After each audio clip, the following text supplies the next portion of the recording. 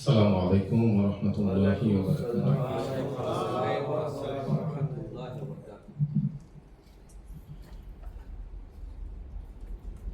أعوذ بالله من الشيطان الرجيم. بسم الله الرحمن الرحيم.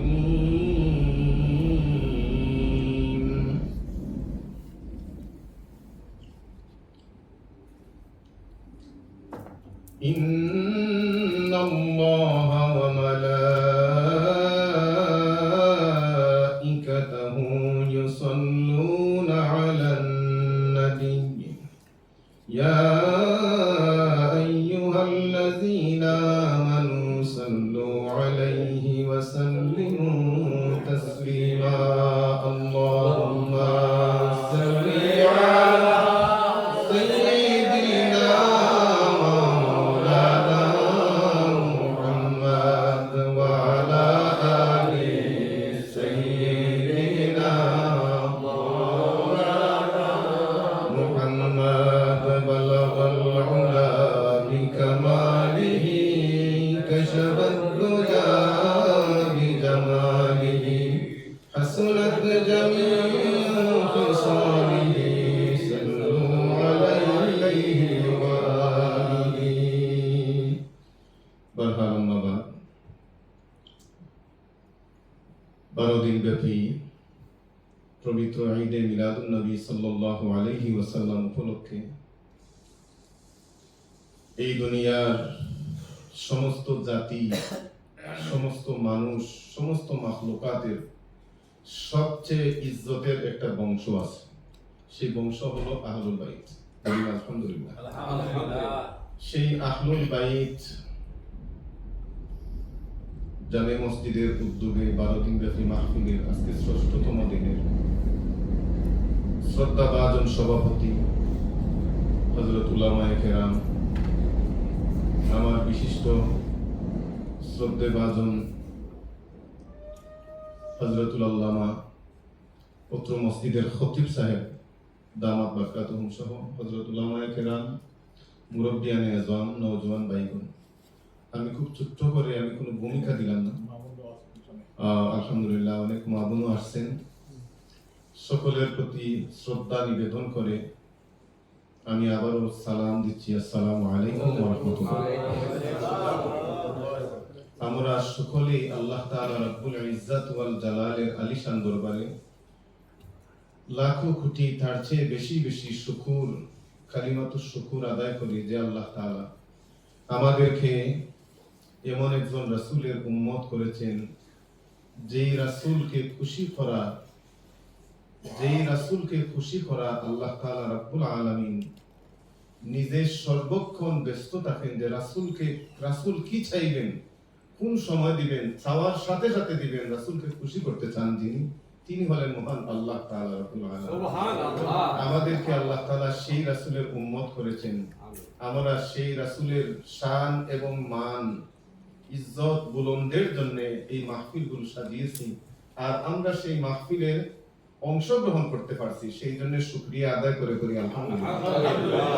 লাখো কোটি তার চেয়ে অনেক অনেক বেশি দুরূদ এবং সালাম রাসূলে কারীম রাউফুর রহিম সাল্লাল্লাহু আলাইহি ওয়াসাল্লামের প্রতি, যে পয়গম্বরকে জঙ্গলার হরিণ চিনত, মাছ চিনত, বাঘ চিনত, আসমানের চন্দ্র চিনত, সূর্য চিনত, যে রাসূলের হুকুমে সূর্য আবার অস্ত থেকে উদয় হয়ে যায়, সুবহানাল্লাহ। যেই চন্দ্র আমার রাসূল শিশু বয়সে দোলনায় যখন খেলছিলেন, খেলার কোনো সামগ্রী যার জন্য ছিল না, সেই আল্লাহ তাআলা রব্বুল আলামিন সেই দোলনার মধ্যে আমার রাসূলের হাত মুবারককে বানিয়েছেন ওই ছাদ নাড়ার একটা বড় মাধ্যম, সুবহানাল্লাহ। যেই রাসূল ওই ছাদকে শিশুবেলায় নাড়লেন, এই পরিচিত ছাদকে যখনই মক্কার কাফিরগণ বলছিল, রাসূল আপনি যদি সত্যি রাসূল হয়ে থাকেন তাইলে ওই ছাদটাকে দ্বিখণ্ডিত করে ফেলে দেন, ফেলছিলেন কিনা? মক্কারি কাফিরগণে নবুয়ত প্রমাণে করে তোমায় আবেদন চন্দ্র করতে দ্বিখণ্ড। দেখে তোমার তর্জনী চাঁদ হয়ে যায় কুরবানি, দেখে তোমার তর্জনী চাঁদ হয়ে যায় কুরবানি, দেখে তোমার তর্জনী চাঁদ হয়ে যায় কুরবানি। হয়েছিল কিনা? না মিথ্যা কথা? এগুলা শোনা জানা আমাদের জন্য দরকার। এগুলা শুনলে, আমার নবীর শান মান শুনলে, ইজ্জতের কথা শুনলে আমাদের ঈমান কমে না বাড়ে। এই জন্য এগুলা শোনা আমাদের দরকার।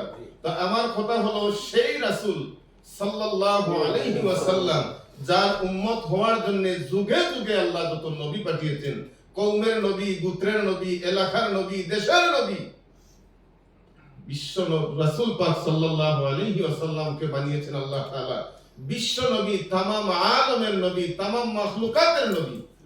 সেই রাসূল পাক সাল্লাল্লাহু আলাইহি ওয়াসাল্লামের উম্মত হওয়ার জন্য নবীগণ দরখাস্ত করেছেন, মঞ্জুর হয় নাই। বিনা দরখাস্তে যে মালিক এই গোলামদেরকে, এই গুনাহগারদেরকে সেই নবীর উম্মত করেছেন, খুশি না বেজার? খুশি।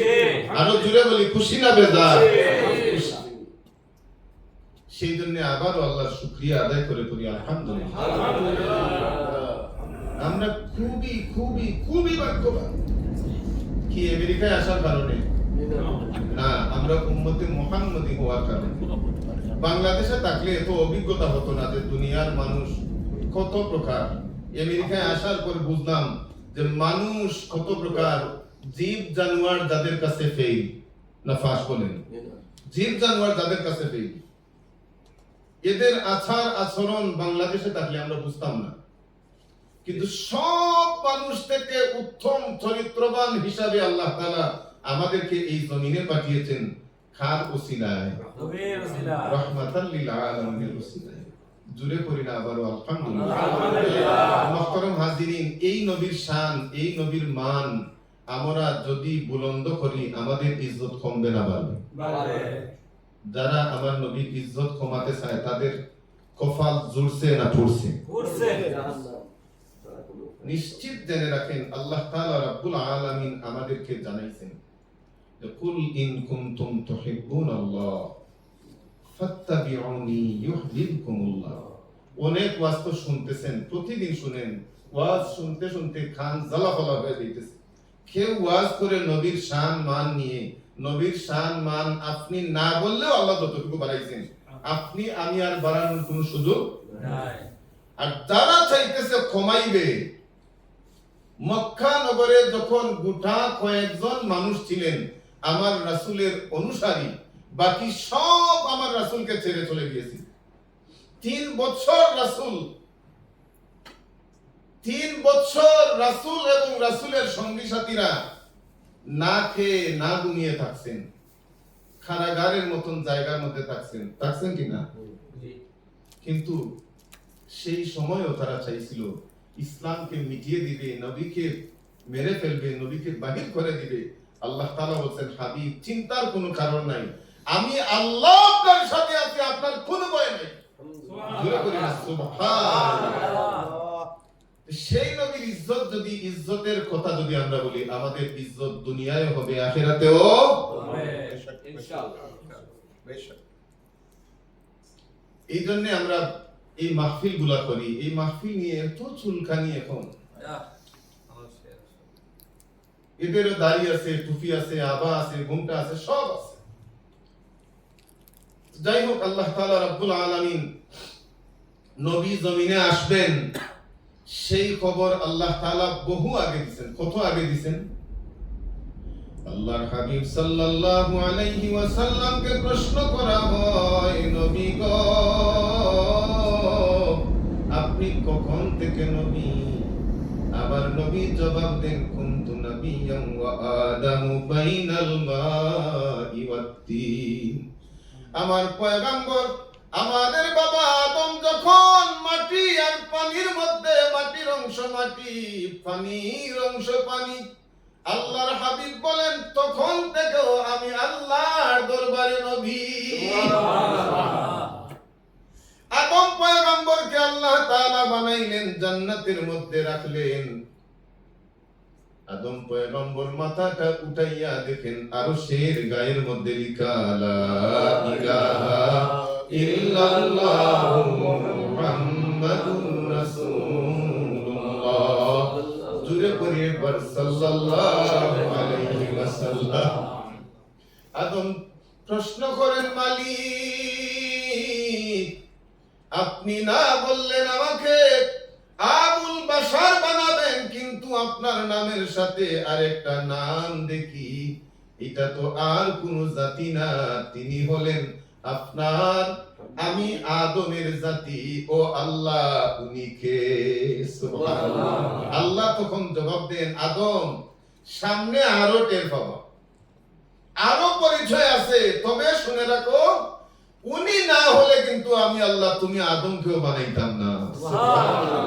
হাদিসে কুদসির মধ্যে আল্লাহর হাবিব বলেন, আল্লাহ তাআলা জানাইছেন, কুনতু কানজান মুখফিয়ান ফাআরাদতু আন উরাফা ফাখালাকতুল খালকা ফাআওয়ালু মা খালাকাল্লাহু নূর মুহাম্মাদিন সাল্লাল্লাহু আলাইহি ওয়াসাল্লাম।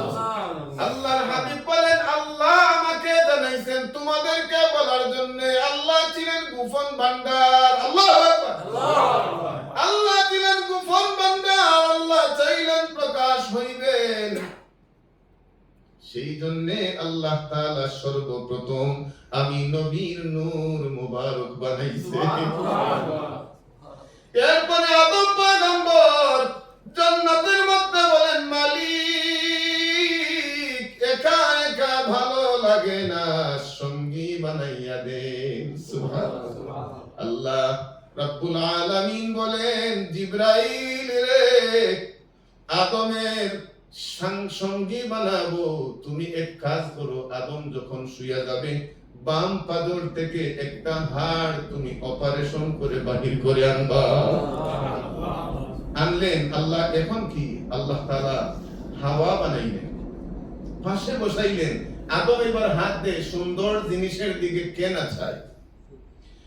আদম পয়গম্বরকে আল্লাহ তাআলা বললেন, আদম থামো, এই দিকে যাওয়া তোমার জন্য নিষেধ। কোথায় বানাইলেন কেন? আল্লাহ তাআলা বলেন, আদম রে এই হাওয়া তোমার জন্য বানাইছি, তবে শর্ত হলো আগে তোমার আর হাওয়ার মধ্যে বিয়ে হতে হবে। সুবহানাল্লাহ। আল্লাহ তাইলে তাড়াতাড়ি দেন, বিয়ে করব, সঙ্গীকে নিয়ে জান্নাতে ঘুরবো, পার্কে যাব, মজা করব, গল্প করব, সময় কাটাবো। আল্লাহ তাআলা বলেন, আদম তাইলে এরপরে তোমার কাজ হলো ওই হাওয়াকে পাইতে হলে তোমাকে মোহর দিতে হবে। সুবহানাল্লাহ। মোহর দেন। মোহর আবার এইটা কি জিনিস? খায় না লাগায়? আল্লাহ তাআলা বলেন, না, এটা বদলা দিতে হয়। তো বদলা কেমনে দিব আল্লাহ? আমার তো ব্যাংকেও কিছু নাই, এটিএম কার্ডও নাই, কিছু তো নাই, টাকা তো নাই, কোনো জিনিস আমার কাছে নাই, আমি তো নিঃস্ব, আমার কাছে তো আপনি আল্লাহ ছাড়া আর কেউ নাই, কি দেব? আল্লাহ তাআলা বললেন, ঠিক আছে, আমি আল্লাহ তাআলা কাজী হয়ে গেলাম।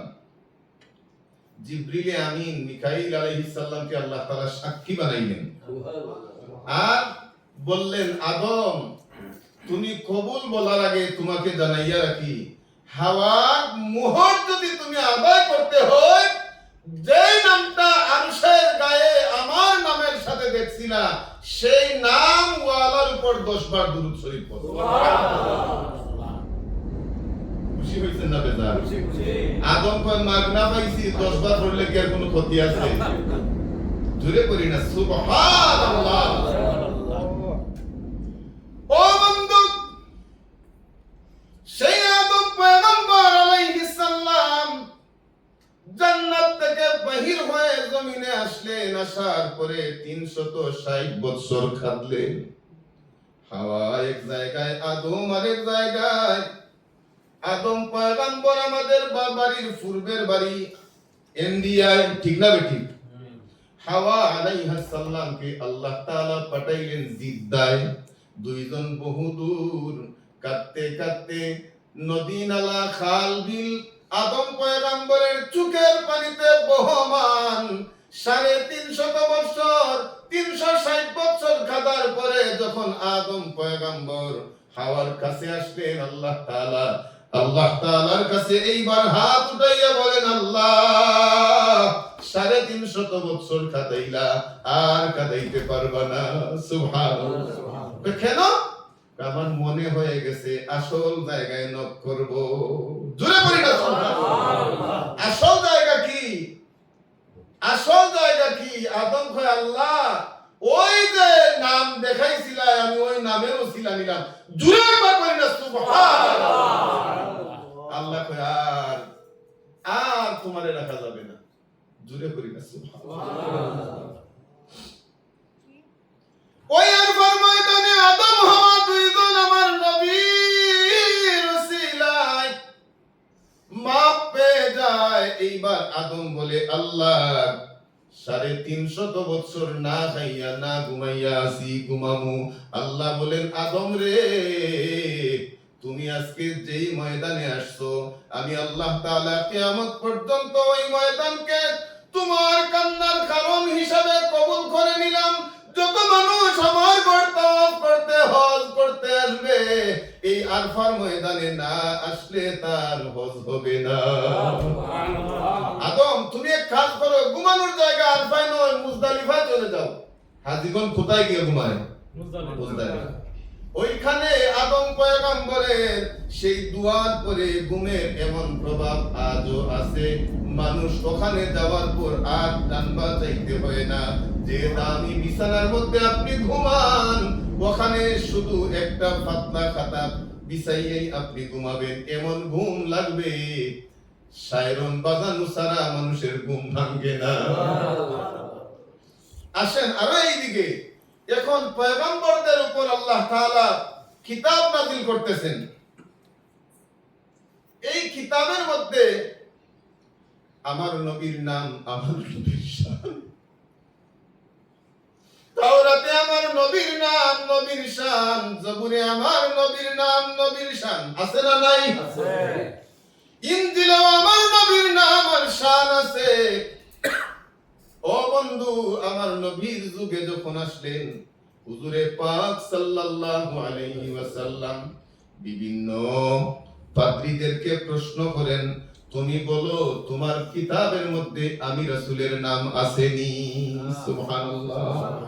এমন কি সালমান ফারসি রাদিয়াল্লাহু তাআলা আনহু, তিনি ঈমান আনার আগে তিনি বলেন যে আমি অগ্নি উপাসক ছিলাম, আমি অগ্নি প্রজ্বলিতর মধ্যে খুব ভালো ছিলাম। আমি আমার ধর্মের চেয়ে অগ্নি উপাসকদের ধর্মটা আমার কাছে দেখে অদ্ভুত লাগলো, ভালো লাগলো, আমি তাদের দলভুক্ত হয়ে গেলাম। শর্টকাটে বলতেছি। এরপরে যখন আমার ওই পাদ্রী মারা যাবে, ওই পাদ্রী আমাকে বলল, নাসিবিনের পাদ্রী আমাকে বলছিল যে সালমান ফারসি রে, আরব দেশে 2 পাহাড়ের মধ্যখানে এমন একজন পয়গম্বর আসবেন, যার সাথী যদি তুমি হয়ে যেতে পারো।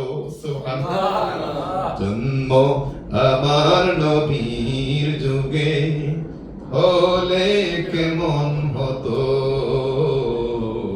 জন্ম আমার নবীর যুগে হলে কেমন হতো, জন্ম আমার নবীর যুগে। সবাই বলি, আসতো বেশে হযরতে বিলালির মধুর আযান, আসতো বেশে হযরতে বিলালির মধুর আযান। যেই আযানে ছিল এমন প্রেম মুগ্ধ রহমান, যেই আযানে ছিল এমন প্রেম মুগ্ধ রহমান। দয়াল নবীর পিছে নামাজ পড়লে কেমন হতো, জন্ম আমার নবীর যুগে। জুড়ে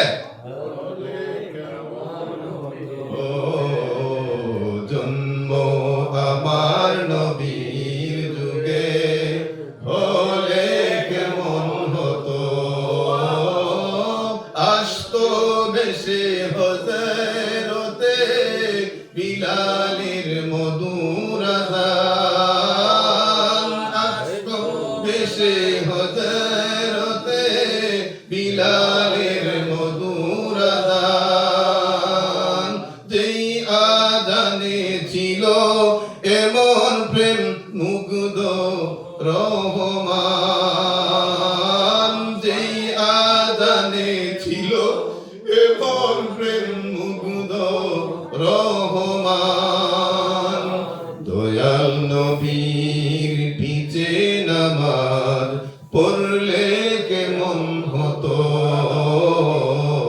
দয়াল নবীর পিছে নামাজ পড়লে কেমন হতো, দয়াল নবীর পিছে নামাজ পড়লে কেমন হতো। জন্ম আমার নবীর যুগে, দিনী কত আলোচনায় থাকতাম আমি অদম, দিনী কত আলোচনায় থাকতাম আমি অদম। সামনে রাসূলে পাক হতেন, পাশে সাহাবীগণ, সামনে রাসূলে পাক হতেন, পাশে সাহাবীগণ। আবু বকর উমর উসমান আলী সঙ্গী কেমন হতো, আবু বকর উমর উসমান আলী সঙ্গী কেমন হতো। জন্ম আমার নবীর যুগে, জুড়ে ও জন্ম আমার নবীর যুগে হলে কেমন হতো। সকলে করি আলহামদুলিল্লাহ। যদিও আমরা নবীর যুগে না, তারপরও নবী কিন্তু বলছেন, রে সাহাবীরা, আমার একদল আশিক বন্ধু আসবে, হাজার হাজার বছর পরে ওই আশিকরা নিরলে নিবৃত্তে বসে বসে আমি নবীকে বুঝবে। সুবহানাল্লাহ। আমার রাসূল বলেন, ওই পাগলগুলোকে হাসরের ময়দানে আমি রাসূল সাথী না নিয়ে জান্নাতে যাব না। তোমরা জেনে রাখো রে, ওই আশিকগুলো আমি দেখে নাই, ওই আশিকগুলোকে হাসরের ময়দানে আমি রাসূল খুঁজে খুঁজে আমার সাথে করে জান্নাতে নিয়ে যাব। ইশক আর মহব্বতে আমরা আমার রাসূলের মিলাদ শরীফ পড়ব, আমার রাসূলের শান গাইব, আমার রাসূলের সাথী হওয়ার আকাঙ্ক্ষা রাখবো। আমার রাসূল যখন বয়স 13, আমার রাসূল চাচা আবু তালিবের কাছে যখন লালিত পালিত দাদা আব্দুল মুত্তালিব ইন্তেকাল করছেন, ইন্তেকালের সময় বলেন, রে আবু তালিব, আমার এতিম খলিজার টুকরা নাতি তোমার হাতে দিয়ে গেলাম, তুমি তার লালন পালন করবা। আমার রাসূলের বয়স 13, ওই সময় আবু তালিব চিন্তা করলেন, জীবনের শেষ সময় হয়ে গেছে, কোন দিন বলে যাব, আমি তো ব্যবসায়ীর ঘরে ব্যবসায়ী, আমি আবার ব্যবসার জন্য সিরিয়ায় যাইতে চাই। আমি আমার বাতিজাকে না বলে একা একা আমি আমার সরঞ্জাম নিলাম, আমি আমার পার্টির লোকদেরকে একত্রিত করলাম, আমি যাওয়ার জন্য প্রস্তুতি নিলাম। ব্যবসা বাণিজ্যের সব সরঞ্জাম আদি যখন আমি একত্রিত করে সব রেডি করে নামের তালিকাভুক্ত করে দিয়েছি, ওই দলের সর্দার আমি নিজে ছিলাম। এমন সময় আমার ভাতিজা মুহাম্মাদুর রাসূলুল্লাহ সাল্লাল্লাহু আলাইহি ওয়াসাল্লাম নাথুর বান্দার খবর পেয়ে গেলেন। তিনি বলতেছেন, চাচা, এই মক্কায় আমার কেউ নাই, আপন বলতে কেউ নাই, আপনি সিরিয়ায় যাবেন, আমাকে ফিরে যাবেন না, আমাকে সাথে নিন। আমার রাসূল সাথে যাওয়ার জন্য বায়না ধরছেন, আমার রাসূলকে সাথে নিয়ে চলছেন। বহু দূর যাওয়ার পর একটা পাদ্রী, একজন পাদ্রী তার গির্জার মধ্যে 24 বছর ধরে ওই রাস্তায় যত কাফেলা যায় প্রত্যেক কাফেলাকে দাওয়াত খাওয়ায়। জোরে বলি সুবহানাল্লাহ। নবী কিন্তু এখনো কাউকে বলেন নাই যে আমি নবী হয়ে আসছি।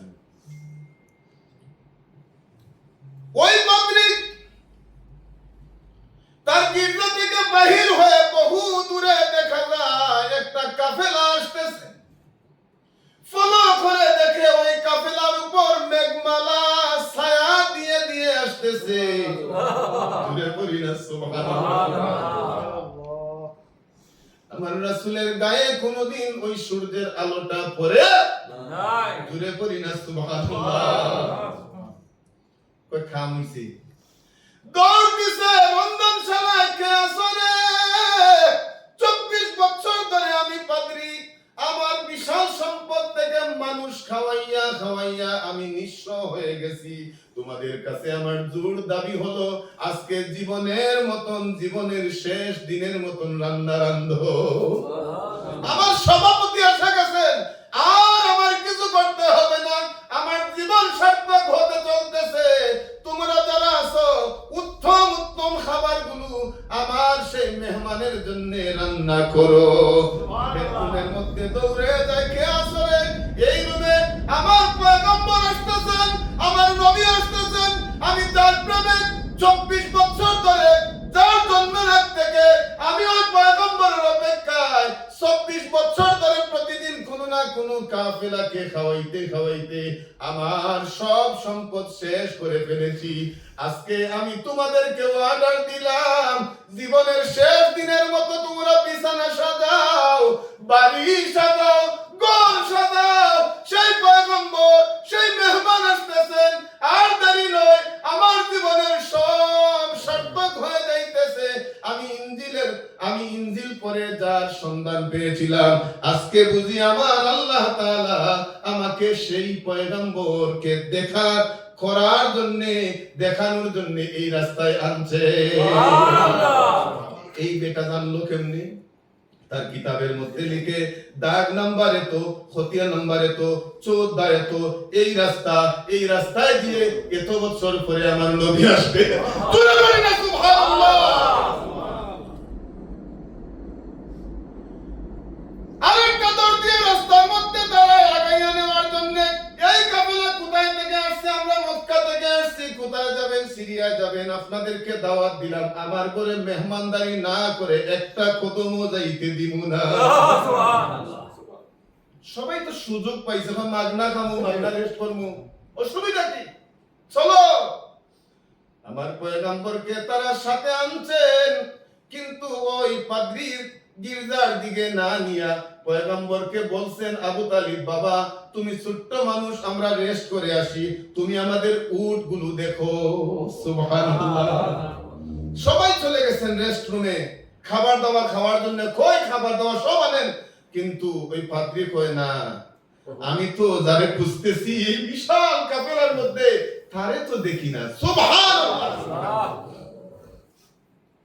তোমাদের সাথে আর কে বাকি আছে? শুধু বলে যে আমার শুধু বাতিজা বাকি আছে।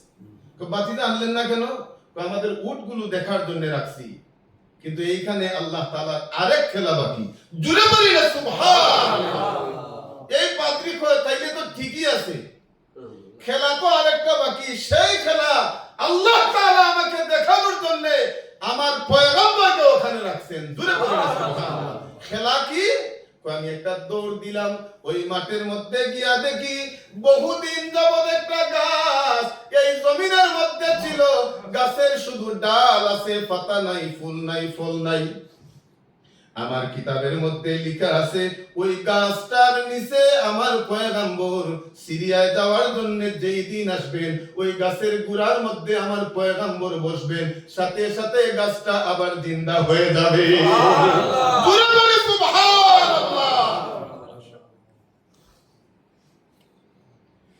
ডাক দিয়ে বলে, পয়গম্বর আপনি এখানে থাকার কথা না, আপনি ওখানে যান। পয়গম্বর বলে, না, খেলা তুমি না দেখলে যাবো কেমনে? সুবহানাল্লাহ। বন্ধু, নবীর জীবনের প্রতিটা সেকেন্ড মুজিজা। নবীর জীবনের প্রতিটা সেকেন্ড আমাদের জন্য অনুসরণীয়, অনুকরণীয়। নবী জীবনে কোনোদিন মিথ্যা কথা বলছেন জানেন? তাইলে আমরা জীবনে মিথ্যা কথা বলা উচিত? কি বলেন? হালাল না হারাম? নবী জীবনে নামাজ ফরজ হওয়ার পরে নামাজ ছাড়ছেন?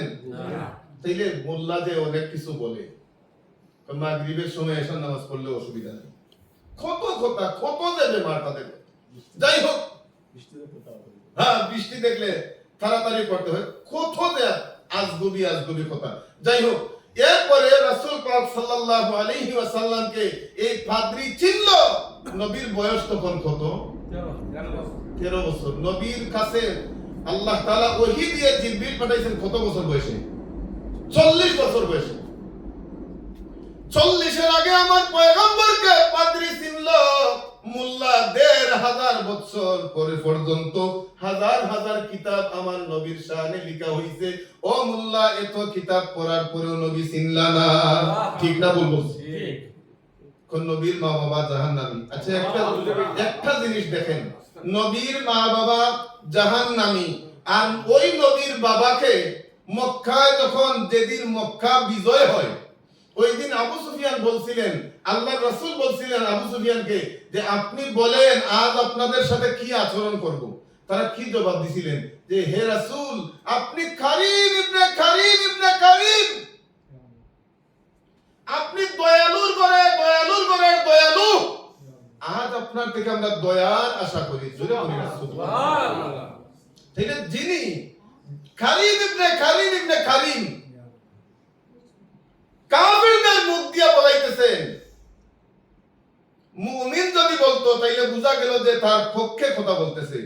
যিনি রাসূলের বিরোধী, যিনি আমার রাসূলের কোনো কিছু সইতে পারে না, তাদের জবান দিয়ে বলছে যে আপনি কারীমের বেটা কারীম। জোরে বলি না সুবহানাল্লাহ। গেল এক। 2 নম্বরে ওই রাসূলের জন্মের আগে বাবা আব্দুল্লাহ তিনি বলেন যে আমার কাছে মক্কার রাস্তায় দিয়ে গেলে মহিলাগণ রাস্তা থেকে এই ঘর থেকে দৌড়াইয়া বাহির হয়ে আসতো, আব্দুল্লাহ তুমি আমারে বিয়ে করো। সুবহানাল্লাহ। রাসূল জবাব দিতেন, রে মহিলা, তোমার প্রস্তাবে রাজি হইয়া কুকর্ম করার চেয়ে মরে যাওয়া ভালো। জোরে পড়ি সুবহানাল্লাহ। সেই রাসূলের বাবার যদি এই হয়, আসেন মা, কেমন মা? যেই মা জননী আপনার আমার জন্য একটা পিঁপড়াও দাঁড়ায় না, একটা গাড়িও দাঁড়ায় না, কুকুরও দাঁড়ায় না। মা জননী বলেন, আমার সন্তান মুহাম্মাদুর রাসূলুল্লাহ সাল্লাল্লাহু আলাইহি ওয়াসাল্লামকে আমি যখন উদরে নিলাম, আমি দেখি আসমানের পাখিগণ আমারে সালাম দেয়। আমি দেখি কুয়ার পারে গেলে কুয়ার নিচে থেকে পানিটা কে যেন ধাক্কা দিয়ে উপরে উঠাইয়া দে। আমি মা ওই পানি কলসি বুড়াইতে, কলসি নিয়ে আসতে আমার কোনো দেরি হয় না, কোন প্রকারের কষ্ট হয় না। আব্দুল্লাহ বলেন, শুধু তাই না, আমি রাস্তায় দিয়ে গেলে পাথর কোনা আমাকে সালাম দেয়, আব্দুল্লাহ তোমার পেশানির মধ্যে যে নূর মুবারক আছে ওই নূরকে সালাম। যাদেরকে আল্লাহ তাআলা কুদরতি ভাবে এত কথা বলাইলেন, এত সালাম দেওয়াইলেন, তাদেরকে যদি জাহান্নামে দেন, আপনার আমার লাভ আছে? ঈমান নষ্ট হয়ে যাবে। ঈমান নাউযুবিল্লাহ। এবার বুঝেন। তাই হোক, আল্লাহ তাআলা রাব্বুল আলামিন আমাদেরকে সেই কারীম ইবনে কারীম মুহাম্মাদুর রাসূলুল্লাহ, তিনি শুধু দুনিয়ায় কারীম না, হাশরের ময়দানেও কারীম। সবচেয়ে আল্লাহ তাআলা রাব্বুল আলামিন আগে শাফাআত করার ইজাজত কারে দিবেন? মুহাম্মাদুর রাসূলুল্লাহ। আদম পয়গম্বর বলবেন আমি পারবো না, ঈসা রূহুল্লাহ থেকে সব নবীগণ বলবেন যে আমি পারবো না। আদম থেকে ঈসা পর্যন্ত 1 লক্ষ মতান্তরে 2,23,999 জন পয়গম্বর থেকে আমরা বিমুখ হয়ে যখন আসবো মুহাম্মাদুর রাসূলুল্লাহ সাল্লাল্লাহু আলাইহি ওয়াসাল্লামের দরবারে, তখন তিনি বলবেন যে হ্যাঁ, এটা আমারই কাজ। সুবহানাল্লাহ। সবাই বলবে আমি নাফসি নাফসি, আমার নিজের জন্যই। মোল্লা কয় কি জানেননি, হাশরের ময়দানে নবী ফেল করে তাকাইয়া থাকবেন, তোমার পাল্লা বাড়ি হবে না নাকি পাল্লা বাড়ি? ও মোল্লা, তাইলে তোমার পাল্লা বাড়ি হবে? হ্যাঁ, এই কথা বলার কারণে আমি বলি যে তার তো কমপক্ষে 14 বংশ জাহান্নামী হয়ে গেছে। একজনের কারণে 14 জন জাহান্নামী। এক মহিলার বেপরদার কারণে 3 জন জাহান্নামী। একজন হলো তার বাবা, আরেকজন তার স্বামী, আরেকজন তার বড় ছেলে। এক মহিলা বেপরদার কারণে কয়জন জাহান্নামী? 3 জন। তাহলে এই ফতোয়া যদি মোল্লারে দেন তাহলে 14 বংশ তার জাহান্নামী। ঠিক বললাম না ভুল বললাম? আল্লাহ তাআলা আমাদেরকে সেই ডাকাত মোল্লাদের থেকে হেফাজত করুন সকলে পড়ি আল্লাহুম্মা আমিন। আর মুহাম্মাদুর রাসূলুল্লাহ সাল্লাল্লাহু আলাইহি ওয়াসাল্লাম যাকে ভালোবাসা আমাদের ঈমানি দায়িত্ব, যাকে ভালো না বাসলে, যার ইজ্জত না করলে, যার উপরে দুরূদ না পড়লে, যার আলোচনা না করলে জান্নাতে যাওয়ার কোনো সুযোগ হবে না। যার সাথে সম্পর্ক না হলে জান্নাতে যাওয়ার কোনো সুযোগ হবে না। ভালো করে বুঝে রাখেন, রাসূল পাক সাল্লাল্লাহু আলাইহি ওয়াসাল্লামকে আল্লাহ তাআলা বলবেন যে হাবিব জান্নাতটা আপনারে দিয়ে দিলাম, সরদার কারে বানাইবেন আপনি জানেন। রাসূল কিন্তু দুনিয়ায় বলে গেছেন যে আমার সন্তান ফাতিমাকে আমি জান্নাতের সরদারিনী ঘোষণা করলাম, সুবহানাল্লাহ। 10 জন সাহাবীকে আমি জান্নাত দিব ঘোষণা করলাম, সুবহানাল্লাহ। আমার হাসান, আমার হুসাইন, আল হাসান ওয়াল হুসাইন সাইয়্যিদা শাবাবি আহলিল জান্নাহ আমি ঘোষণা দিলাম, সুবহানাল্লাহ। কথাগুলো আল্লাহর, ঘোষণা দিবেন কে? রাসূল দিবেন। আল্লাহ তাআলা বলেন শুধু তাই না, ইন্না আ'তাইনা কাল কাউসার, হাবিব গো আপনাকে আমি কাউসার দিয়েছি। আর এখন আমার এই মোবাইলটা আপনি আমাকে দিলেন, আমার মন চাইলে ইমাম সাহেব হুজুরকে, খতিব সাহেব হুজুরকে দিমু, মন চাইলে উনাকে দিমু, মন চাইলে আমি সুরে মারমু, ঠিক না বেঠিক? এখন আমি দিলে কারে দিমু? আমার ভালোবাসার মানুষ না দুশমন? আল্লাহ তাআলা বলেন হাবিব আমি আল্লাহ তাআলা বলে দিলাম ওয়া রাফা'না লাকা যিকরাক। ও তো হাবিব দুনিয়ার সবচেয়ে সবার উপরে আপনি হাবিবের জিকিরকে আমি সমুন্নত করলাম, সুবহানাল্লাহ। ও গো হাবিব যত জায়গায় আমি আল্লাহ তাআলার জিকির হবে আপনি হাবিবের জিকিরও তত জায়গায় করাবো। আর আকাশে বাতাসে গ্রহে নক্ষত্রে যত জায়গায় আমি আল্লাহ তাআলার মাখলুকাত আছে সমস্ত মাখলুকাত আমি আল্লাহর জিকির করবে, পাশাপাশি আপনি হাবিবুল্লাহর জিকির করবেন। জুড়ে পড়ি সুবহানাল্লাহ। আরেকটা আয়াত হলো ইন্নাল্লাহা ওয়া মালাইকাতাহু ইউসাল্লুনা আলান নবী। আল্লাহ তাআলা বলেন নিশ্চয় আমি আমার ফেরেশতা নিয়ে আমি আল্লাহ পরি ফেরেশতার উপরে ও মুসলমান ও মুমিনগণ আমার ঈমানদার বান্দাগণ তোমরা আমার রাসূলের শানে দুরূদ শরীফ পড়ো। এর মানে কি দাঁড়াইলো? আল্লাহ তাআলা কি আপনার আমার মতন মরে যাবেন? তিনি বলেন, তিনি পরিচয় দিয়েছেন হাবিব গো পরিচয় দেন আল্লাহু লা ইলাহা ইল্লা হুয়াল হাইয়ুল কাইয়্যুম। জোরে বলেন সুবহানাল্লাহ। আমার পরিচয় হলো লা তাখুযুহু সিনাতুন ওয়ালা নাওম। আমার পরিচয় হলো লাম ইয়ালিদ ওয়া লাম ইউলাদ। আমার পরিচয় হলো আমি আল্লাহ তাআলা বেনিয়াদ, আমি আল্লাহ তাআলার সাথে অংশীদারি কেউ নাই, আমি আল্লাহ তাআলা চিরমাসি থাকবো। তিনি হলেন কে? আল্লাহ।